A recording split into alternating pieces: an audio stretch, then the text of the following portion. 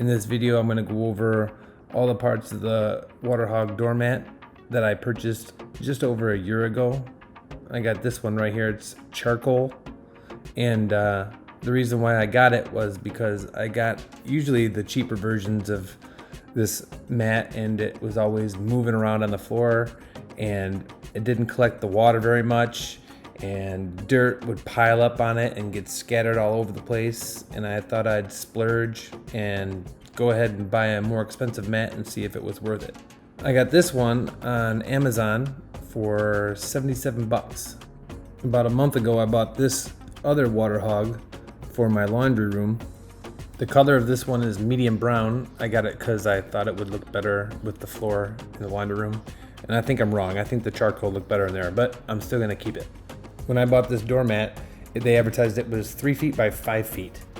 But in reality, it's not 3 feet by 5 feet. It's 34 7/8 inches by 58 3/4 inches.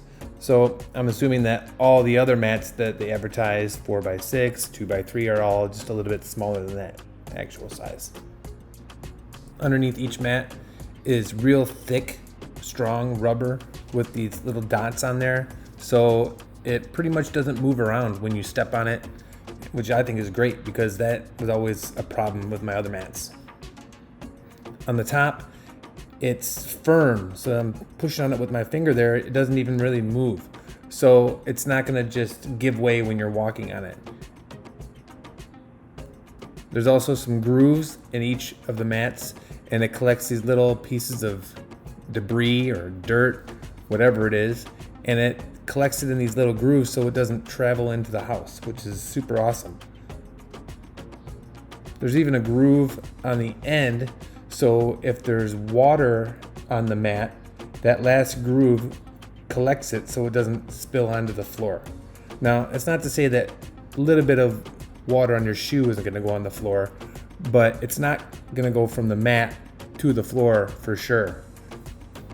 Since this mat is so heavy, you can actually vacuum it without having to worry about it moving. So usually you take, a mat outside and you shake it and it gets all over the place. Well, this one, you just vacuum it. Look at this, I can just vacuum it and it doesn't move anywhere, and it sucks up all of the debris that's caught in the grooves, which I think is super awesome because whenever I'm doing it, boom, I can clean it up real fast. Sometimes you have to go on little angles here and there just to make sure you get every little groove, but it works great.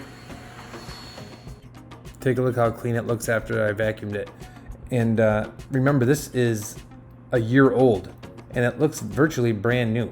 So this carpet really has good durability. It stands the test of time, well, at least 1 year. And when you vacuum it, it's gonna get like 99% of all the dirt on it. Maybe not all of it, but a really close amount. The doormat I bought for the laundry room, the medium brown, it also collects the debris in the grooves just like the other one. It just has a little bit different pattern on it, which is fine. But take a look at this, right there. There's a black stain or mark right there that I can't get out when I'm vacuuming it. And I rubbed it out a little bit and it still stays. So I would say, if I had any suggestion, just get the charcoal one and then you don't have to worry about that. So if I had to go back and do it again, I wouldn't buy this color. Okay, here we go. This is my favorite part. I'm gonna do the water test.